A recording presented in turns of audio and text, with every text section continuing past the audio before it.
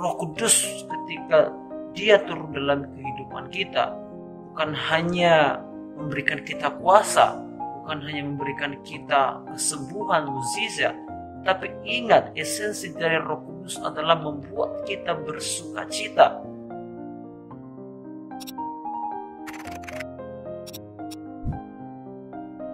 Surat kepada jemaat Filipi, pasalnya yang keempat, di ayatnya yang keempat. Di sana firman Tuhan berbunyi, bersukacitalah senantiasa di dalam Tuhan. Sekali lagi kukatakan, bersukacitalah. Puji Tuhan. Jadi sebagai tema renungan bagi kita adalah bersukacita.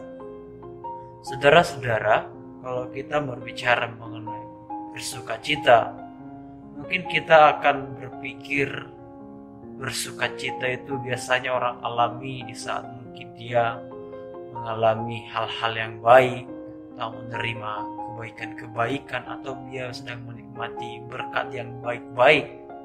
Mungkin kita berpikir saat itulah orang bersukacita. Secara logika kita manusia secara umum, betul, orang pasti bersukacita ketika dia menikmati sesuatu yang baik atau menerima sesuatu yang baik, itu pasti bersukacita.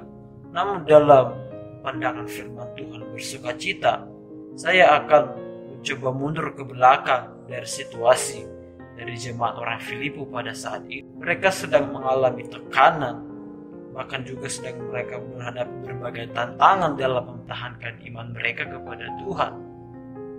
Tetapi Paulus mencoba mengatakan kepada mereka, bahkan dalam ayat itu 2 kali Paulus menegaskan bersukacita ini. Di sana dia berkata, bersukacitalah senantiasa di dalam Tuhan. Kita sebagai orang-orang yang percaya atau orang-orang yang di dalam Yesus wajib bersukacita.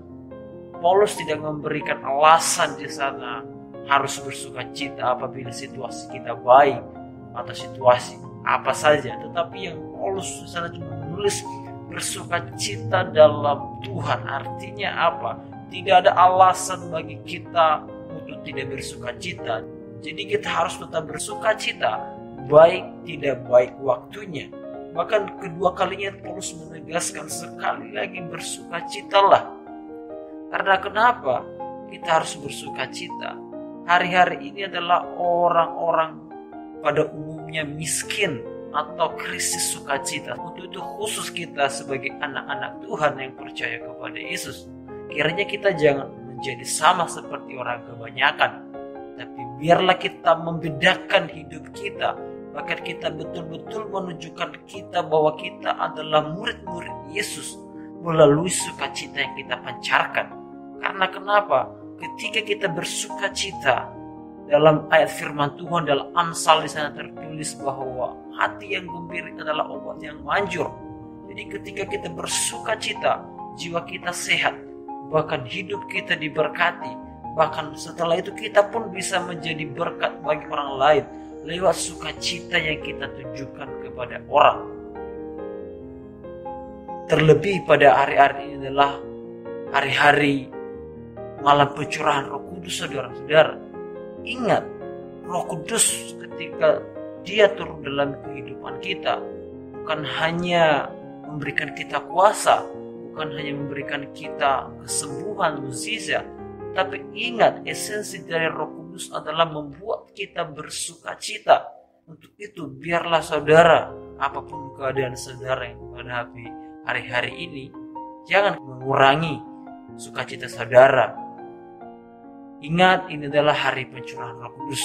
Kiranya sukacita saudara terus bertambah-tambah, sukacita saudara terus bertambah-tambah di dalam Tuhan, sehingga melalui sukacita kita bisa menjadi berkat bagi orang lain lewat sukacita yang kita pancarkan, lewat hati yang gembira kita pancarkan di depan orang, sehingga menjadi obat bagi mereka, sehingga menjadi berkat bagi mereka, sehingga nama Tuhan pun dipuji, dipermuliakan lewat sukacita yang kita pancarkan. Kiranya Tuhan Yesus memberkati. Haleluya.